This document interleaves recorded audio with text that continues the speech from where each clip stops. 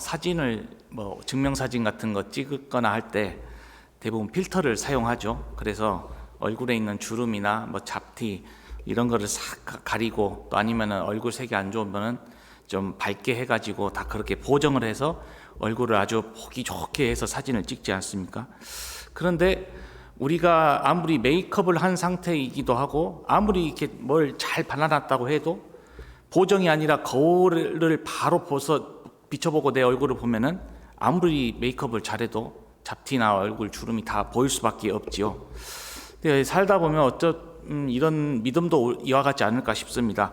우리가 사회생활을 하든 또 교회 안에서 사람을 대하듯 우리는 항상 보정된 행동을 하죠. 항상 말과 행동을 삼가 조심해서 우리의 그런 그 안에 있는 속것들이 드러나지 않도록 항상 조심합니다. 그런데 진실을 다 알고 계시는, 모든 걸 다 아시고 우리의 모든 속마음까지 다 아시는 하나님께서, 하나님 앞에서 우리가 선다라면은 우리가 어떠한 보정을 한다 해도 소용이 없습니다. 바로 우리의 있는 모습이 그대로 낱낱이 드러나기 때문이죠. 오늘 하나님께서는 선지자 스가랴에게 한 환상을 보여주십니다. 이 환상은 모든 것을 밝히 드러내시는 하나님, 그러니까 진실의 거울 앞에 한 사람이 지금 서 있는 장면입니다. 이 사람이 바로 대제사장 여호수아죠. 근데 지금 이 사람의 모습, 여호수아의 모습이 전혀 지금 대제사장이라고는 상상되지 않을 정도로 어울리지 않는 모습으로 서 있습니다. 그래서 오늘 이 말씀은 하나님 앞에 선 인간의 참 모습이 무엇인지, 그런데 그런 인간을 향해서 베푸시는 하나님의 놀라운 은혜가 무엇인지를 우리에게 가르쳐주고 있습니다. 사탄은 먼저 끝없이 우리를 정죄합니다. 지금 여호수아는 잠깐 말씀을 해드리자면, 이스라엘이 처음 가나안 땅에 들어갈 때 하나님께 쓰임 받은 인물이 눈의 아들 여호수아고, 오늘 본문에 나오는 이 여호수아는 포로기 이후에 백성들을 이끌던 여호사닥의 아들 대제사장 여호수아가 이 사람입니다. 지금 이 사람은 환상 속에서 자기의 개인의 죄뿐만 아니라 하나님의 백성을 대표해서, 지금 공동체를 대표해서 또 하나님 앞에 서 있는 인물이기도 합니다. 그런데 우리의 주님이신 예수님의 이름을 여기서 한번 생각해 볼 필요성이 있습니다. 우리 예수님의 이름도 히브리어로는 예슈아라고 하죠. 곧 여호수아와 같은 이름입니다. 여호와는 구원이시다라는 뜻을 담고 있죠. 그래서 이 장면은 장차 오실 예수 그리스도, 곧 우리의 왕이시며 영원한 대제사장이신 예수님을 미리 보여주는 그림으로 보기도 합니다. 근데 이 대제사장 여호수아는 지금 바벨론 포로에서 돌아온 이스라엘 백성 공동체의 종교 지도자죠. 그래서 스가랴와 함께 무너진 성전을 재건하고 여호와 신앙을 회복하기 위해서 함께 사역하던 인물이었습니다. 그래서 스가랴는 너무나 이 여호수아를 잘 알고 있죠. 그런데 환상 가운데 나타난 여호수아의 모습은 스가랴가 자기가 평소에 알고 있었던 여호수아의 모습과 엄청 다릅니다. 이 장면은 사람의 참 모습이 사람들 앞에서가 아니라 하나님 앞에서 드러난다는 사실을 보여주고 있습니다.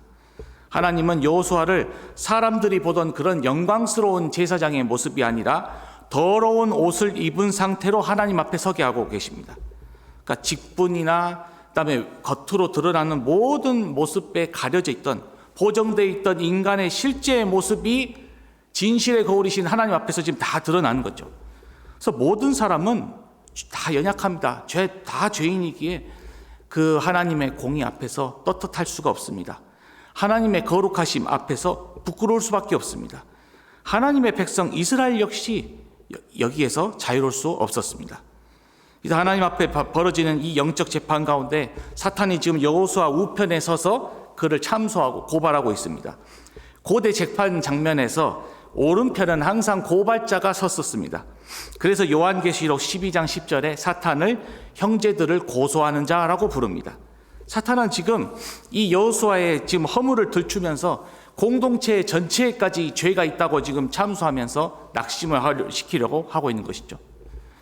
구약의 대제사장들도 다 인간이었습니다. 그래서 완벽한 사람은 없었습니다. 그래서 히브리서 7장 28절은 율법이 연약한 사람을 제사장으로 세웠다고 말합니다. 그러므로 언제나 참된 대제사장이신 그리스도를 필요로 하고 그리스도를 항상 간구했습니다.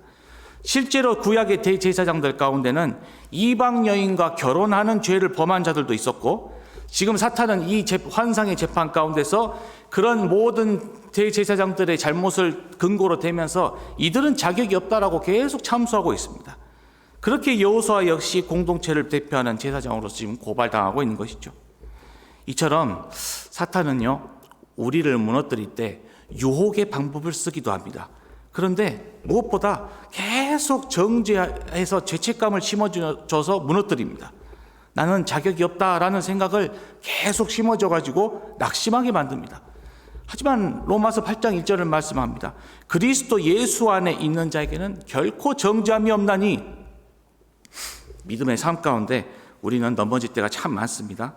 그러나 그때 마음속에서 들려오는 소리를 우리는 분별해야 됩니다. 저도 늘 주님을 믿고 나서 참 양심의 가책을 많이 받기도 하고 지금도 받지만은 인생 가운데 통틀어서 지금 이 길로 오고 나서 가장 많은 양심의 가책을 받는 것 같아요. 그러면서 항상 떠오르는 생각이, 이래가지고 네가 이 직분을 감당할 수가 있겠냐? 네가 그렇다고 지금 전도사라고 지금 이러고 서 있냐? 그런 생각들이 너무나 많이 들 때가 있습니다. 그러니까 평소 일반 성도로 살았을 때하고는 차원이 다른 양심의 가책을 받고 사는 것이죠. 근데 여기서 저도 분별해야 됩니다. 성령님께서 주시는 책망은 죄를 깨닫게 하시지만 반드시 하나님께 돌아오게 만듭니다. 그런데요, 사탄의 참소는 계속 죄책감에만 묶여있게 만들어서 부끄러워서 하나님 앞에 나가지 못하게 만들고 결국 하나님과의 관계를 끊어버립니다. 하나님을 섬기며 그 뜻을 따르는 성도들에게 이러한 영적 방해는 반드시 따라옵니다. 그러나 우리는 그 소리에 붙잡혀서는 안 됩니다.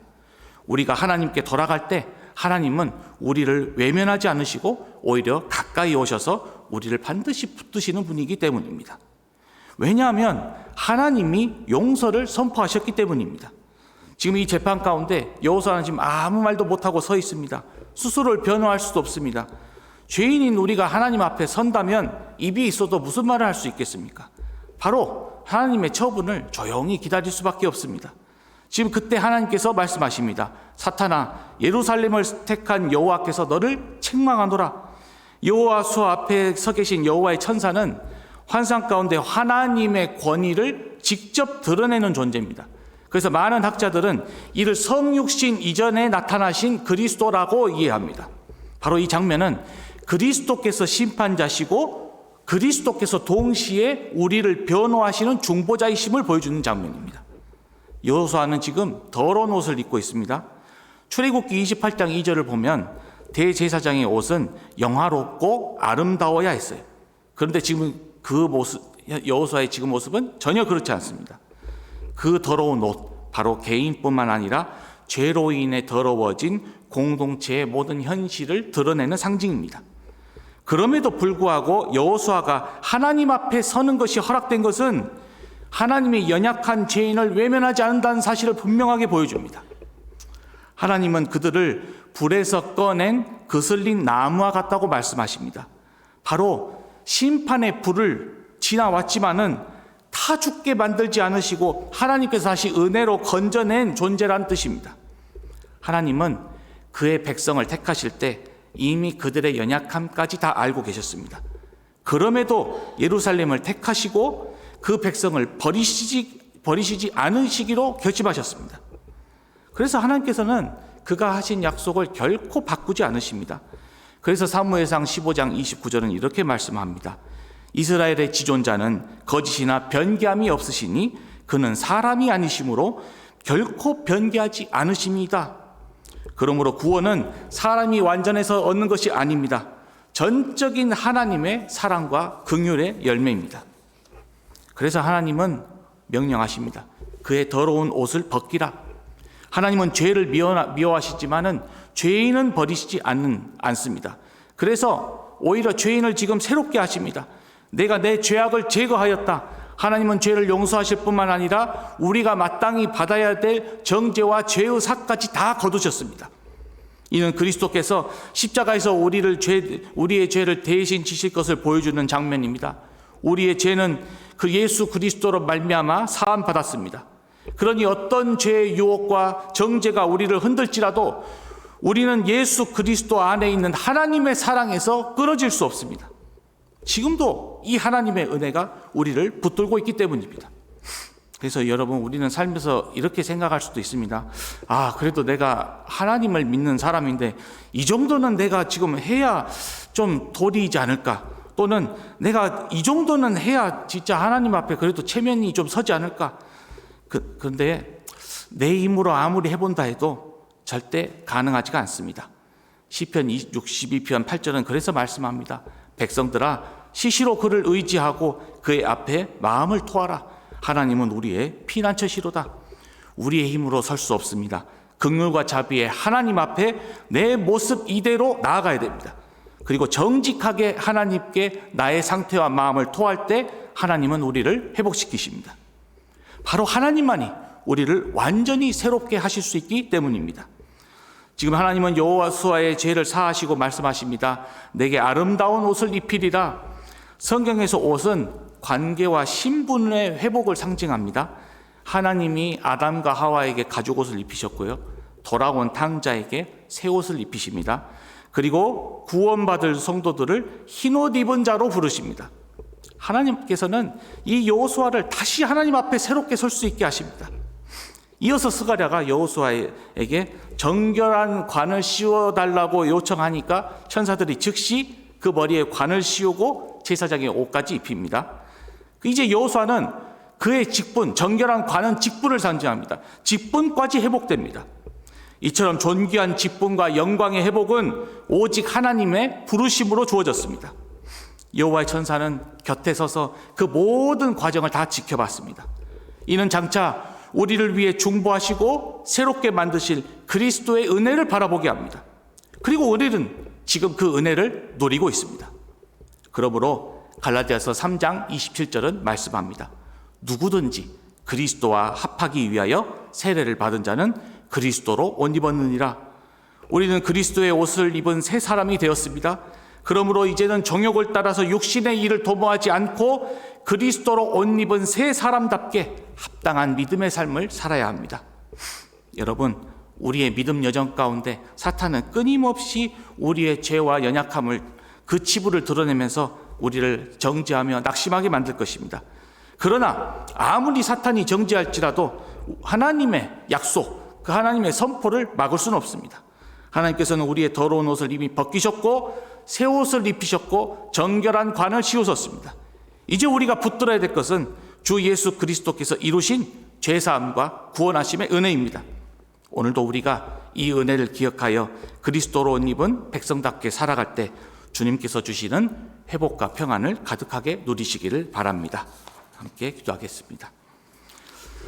하나님 아버지, 하나님 앞에 드러날 우리의 모습이 참으로 부끄럽고 송구하오나 하나님께서 우리를 불쌍히 여기셔서 긍휼과 자비로 우리의 죄악을 제거하시고 새 옷을 입히시며 정결한 관을 씌우신 은혜를 다시 한번 기억하니 하나님 감사합니다.